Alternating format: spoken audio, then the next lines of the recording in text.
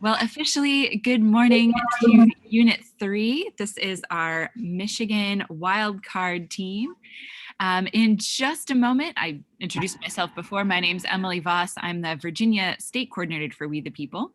And in just a minute, our judges will introduce themselves, followed by the students, and then we'll go ahead and begin the hearing.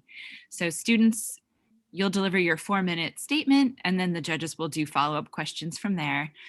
I'll have my microphone muted during the presentation, but I'll, as I said, go ahead and be holding up those time signs for you. All right, so with that, I'm going to hand things over to our illustrious judge panel. Okay, well, good morning, Michigan. Good morning. We will introduce ourselves. Have you introduce yourselves and your teacher, and then we'll proceed to the business of the day. My name is Joe Stewart. I teach in the political science department at Clemson University, South Carolina. I've been involved in teaching with or involved in the We the People program for a number of years. Always look forward to this. So relax. We're going to have fun talking about the Constitution and learning from you about this topic. Judge Mott. Good morning. I've been worried about this time. I thought we were going to get to spend time with you this morning, and the way the bracket was, Alabama was going to have to play Michigan in the March Madness tournament. We lost in overtime to UCLA, and then y'all beat the daylights out of UCLA. So I thank you very much for doing that, for bailing us out. We appreciate that. And y'all look like y'all are more ready for us than we are for you. So this is going to be great. Dr. Rogers? So are we having audio issues? So I'm Donald Rogers. I'm retired from teaching history and legal history at Central Connecticut State. I've been involved with We the People for a very long time. And I know it's a great program, and I'm looking forward to hearing what you have to say. Please introduce yourselves and your teacher now. Hello and good morning. My name is Cleese Christopher. Hi, my name is Benjamin Arms. Hello, I'm Leah Moore. Hi, my name is Amar Chanda, and our coach is Justin Robbins. Well, great. We will, we're going to look at clip 1 today. I will, and we'll hear your response. It is a quote from, I do not think the United States would come to the end if we lost our power to declare an act of Congress void. I do think the Union would be imperiled if we could not make that declaration as to the laws of several. What impact has judicial review on federalism? Is judicial review a counter-majoritarian practice? Please support your position. What limits would you place on the practice of judicial review? You may begin. The practice of judicial review has substantially impacted federalism. As the framers applied the lessons of history at the Philadelphia Convention, chief among them was the need to balance fears of sovereignty while pursuing a more perfect union that could endure and secure blessings of liberty. Desire for local control has ancient roots, as Greek republics studied by the framers tended to be small, homogeneous units that did decision-making close to home. However, the Articles of Confederation demonstrated the limitations of local control when populist pressures in states culminated in Shays' Rebellion, an economic recession the national government could not effectively navigate. Under the Constitution, 1803's Marbury v. Madison ruling asserted the judicial branch's power to determine the constitutionality of state and federal laws, as foreshadowed by Alexander Hamilton in Federalist 78. However, in early America, this power was seldom wielded over state governments. This era of dual federalism confined national courts to national issues, like the scope of the Commerce Clause in Gibbs v. Ogden, or implied powers of Congress in McCulloch v. Maryland. In fact, in 1833's Barron v. Baltimore ruling, the court decided against using judicial review to expand individual rights and ruling that states were not bound by the Federal Bill of Rights. However, as federalism evolved in the wake of the Civil War, the 14th Amendment established national citizenship and explicitly included no state shall in the Due Process and Equal Protections Clause, providing new constitutional guidance and increasing the impact of judicial review on federalism. In the ensuing era of cooperative federalism, the Supreme Court used selective incorporation based on the Due Process Clause to rule in cases like Mapp v. Ohio and Miranda v. Arizona that state laws and procedures violated the Constitution.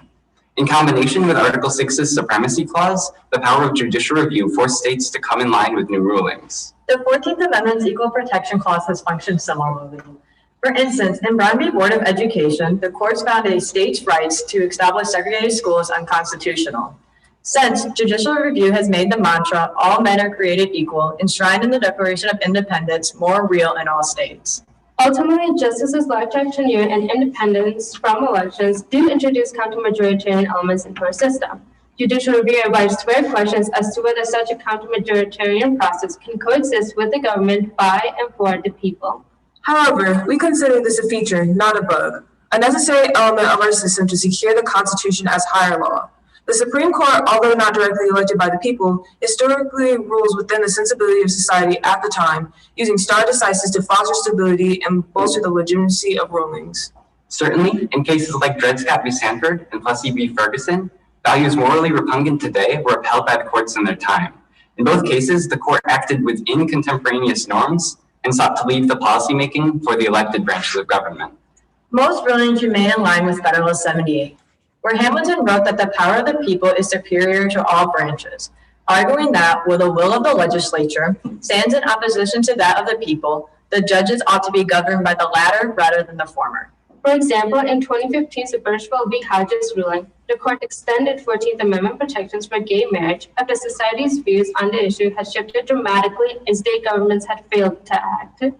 Given that judicial review has the capacity to cause both great harm and provide important constitutional unity, we share the Anti-Federalist concerns about the importance that powerful checks should be formed to prevent abuse from judicial review.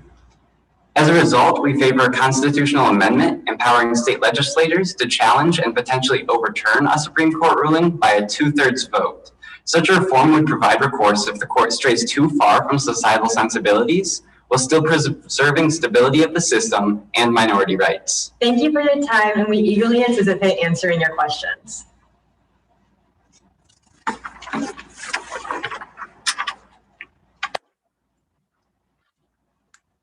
You're muted, Joe.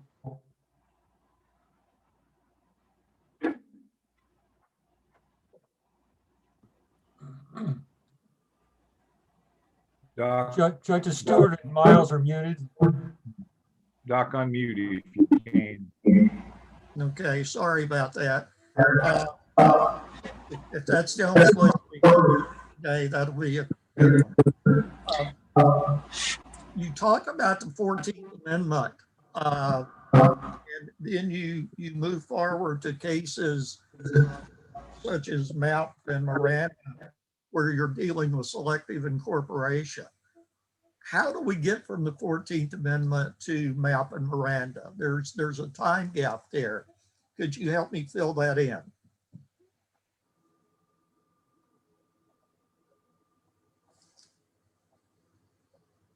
I think part of the reason why we have a time gap between cases like Mapp v. Ohio, Miranda v. Arizona, and when the 14th Amendment was originally passed is because it simply took a while for such right for the 14th Amendment to be recognized by the state governments and the Supreme Court. I think the Supreme Court was still coming to realize the power that they had when it came to such cases. And because at first we have, well, I guess the main case, first like main selective incorporation case, like with Gillow v. New York was in 1925. And the Supreme Court was coming to realize the amount of power it had when it could use due process to protect individual rights. Another thing about the Supreme Court and the rulings that it makes is that it has to follow an order of stare decisis, With incorporation, we saw in Barron v. Baltimore that the court had decided against that. So using precedent, if they're going to hold to precedent there, despite the 14th Amendment, they're not going to rule on incorporation cases, which is why it takes so long to get Gitlow v. New York in 1925.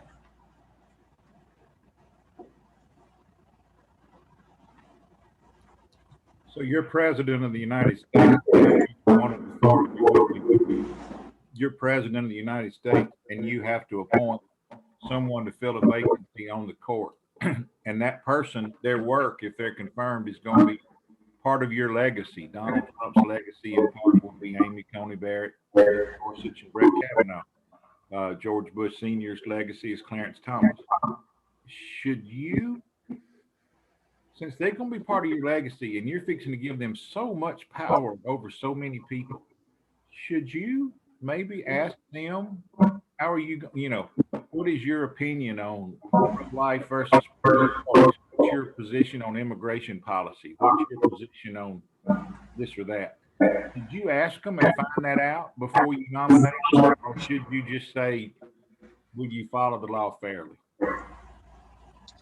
I do not think that we should, because the framers' initial intentions of the judicial branch was to have a branch that was separate from the people. So by asking them those kind of questions, that kind of is bringing more politics into the court, and we don't want that.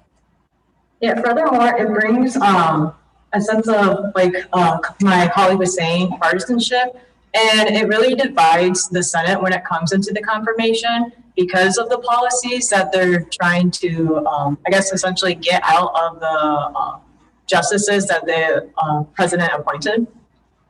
And then Federalist 78, or in Federalist 78, Hamilton does talk about how the judicial branch is supposed to be separate from the legislative branch and executive branch, simply so that we don't have any policy issues or any politics that influence or that may sway the justices ruling on Supreme Court decisions. Yeah, that's right. My only comment on that, you're entirely right. My only comment on that is, how's that working out for us? Dr. Rogers. So you astutely pointed out the case of Barron versus Baltimore, denying the application of the Bill of Rights to the states. But I'm wondering, are there other constitutional bases that the court used to strike down state laws before the 14th Amendment? They can't use the Bill of Rights, but are there other parts of the Constitution that the court turned to before the Civil War to strike down state laws?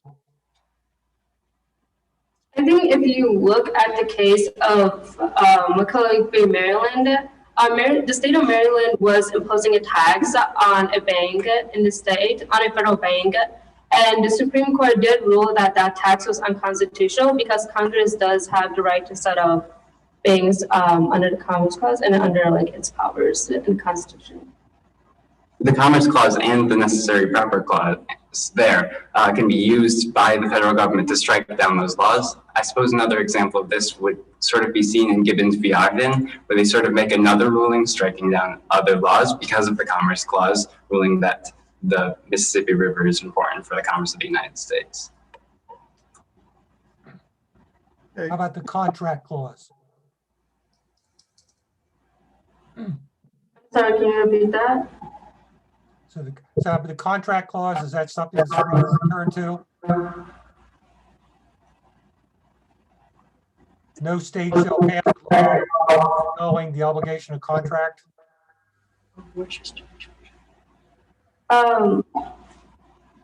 You said that no state shall, can you repeat that last part? So the contract clause, this is an Article 1, Section 2 of the Constitution that says no state shall impair the obligation of contract. Are there any cases like that the court turned to before the Civil War? There was this case in Worcester v. Georgia where the Native Americans and the federal government had agreed on a treaty beforehand for Native Americans to be able to keep their land. President Andrew Jackson did not want that, and he was trying to enforce the Trail of Tears on Native Americans. But then the Supreme Court does deem that this enforcement under Trail of Tears is unconstitutional, although we do see that Andrew Jackson does not abide by the ruling, and he does enforce the Trail of Tears anyway. So good. You've mentioned a couple of times stare decisis, the idea of relying on precedent. Just as Thomas, for one, indicated he doesn't feel bound by that. Do you think the court should abide by stare decisis? Under what conditions should they not follow? I think the court should use their decisis just because we are pretty, many people are fearful of the power of judicial review that the Supreme Court may have. And so using stare decisis can limit the number of cases that the Supreme Court does hear. And so it's only those that really have that constitutional backing and those that really raise that constitutional question and that don't necessarily stand precedent that the Supreme Court will hear. I think it's also important. Thank you. We're out of time here. Thank you very much. Very good job. Okay. I very much enjoyed our discussion today. You tied it into concepts of federalism that I'm very familiar with, and I agree with my colleague. It's good for you to use Barron as a baseline, because that helps us know where we start from when we start dealing with things like selective incorporation. You also, I thought, I was particularly appreciative that you mentioned that it was the due process clause of the 14th Amendment that was so important, that the court, and one of the reasons there's that gap I asked you about in terms of getting from the 14th Amendment to selective incorporation, is that when attorneys tried to use things like the Privileges and Immunities Clause, the Supreme Court didn't buy that. The Slaughterhouse case is being a prime example. Good use of Federalist Papers, tying this into Federalist 78. So thank you very much for your presentation today. Enjoyed it a great deal. Judge Miles? I was just thinking about what you were saying, Joe. Yeah, I thought the court cases you picked were pretty good. I really liked those. And Joe, I had written down due process clause right before you said it. Biggest compliment I can pay you today is Dr. Rogers asked you a question and you pulled up a court case and began to talk about it, and he started nodding his head. Anytime you can get Dr. Rogers to nod his head in agreement with you when you picked a court case, you're doing pretty well. You're on the right track. And that was fun to see that. Y'all could be doing an awful lot of things early on a Saturday morning other than sitting here talking about the due process clause with us. And for y'all to be doing this wins our undying regard for you, and our regard not only for you, but for your teacher. You're obviously very well prepared for this today, which is a great tribute to your teacher as well. Thank you. So I very much like the format where we see all of you at the table rather than individual Brady Bunch boxes on the screen. So we get to see how you interact as a team. That's really enjoyable. I thought your presentation and your responses to our questions was remarkably comprehensive. I mean, you know, parts of the Constitution, you cited important cases. The Barron example, I think it's just an inspiration. I hadn't thought about it this way, and I learned from that. On my question, you opened up pretty well with McCulloch and Gibbons. I mean, the Commerce Clause case, those were good examples. And you did eventually, with a little help, get to Fletcher versus Peck. I think that's the case you're referring to, the Georgia case, the contract clause. And that might have been something you had in your introductory remarks to indicate that there wasn't a void before the Civil War in terms of the Supreme Court touching on state law. But there were these actions under other parts of the Constitution, which of course were eventually going to change. So I thought it was very good. And despite the technical problems, your presentation came through very, very effectively. Thank you.